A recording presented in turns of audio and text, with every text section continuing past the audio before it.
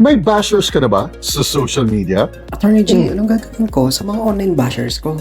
Kung may bashers na po kayo, then congratulations po dahil may pumapansin at pumupuna na po sa inyo. Kaya una, bashing is not new. Ang pagkakaroon po ng bashers sa buhay ninyo ay hindi na po ito bago. Kahit naman po noong araw ay hindi na po tayo nawawalan ng mga tao tumitira po sa atin habang nakatalikod po tayo. Ito po yung mga kaklase natin na sinisiraan po tayo sa ibang kaklase ninyo o yung mga marites po sa kanto na pinagpipiyastahan po nila ang pribadong buhay ninyo. Ang pagkakaiba lang po ngayon ay nakakagawa na po sila ng chat groups at fake accounts para lang po siraan kayo. Kaya marami po sa atin ang naninibago dahil hindi pa po tayo sanay na habang sinisiraan po tayo ay nababasa po natin in real time ang mga paninirang ito. Ngunit hirap po tayong komprontahin ang mga ito dahil kadalasan po ay pawang mga fake accounts ang ginagamit ng mga ito. Kaya ang pangalawa po is to recalibrate your mindset. At dahil hindi na po bago ito, balik po natin ang dati nating pamamaraan ng pagtrato po ng mga chismosa at chismoso.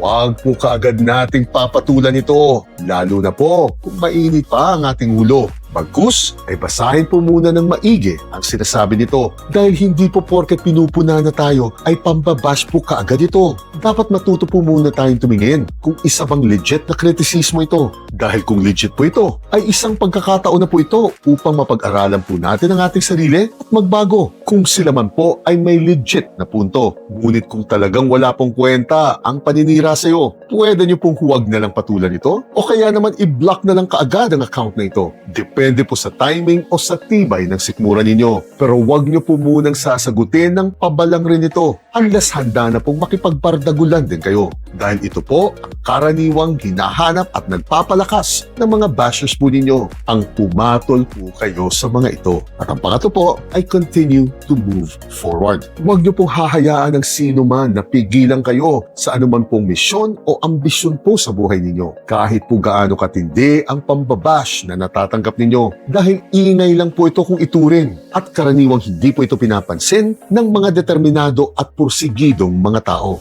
Dumating na po tayo sa panahon kung saan halos lahat na lang po ng impormasyon, produkto o serbisyo ay sa social media o sa AI apps na po dumadaan ang mga ito. Kaya napakahalaga po na matuto na tayo ng tamang pag-handle po ng mga bashers ninyo dahil kasama na po ito ngayon sa inyong pag-asenso sa ayaw nyo po o sa gusto. Chine!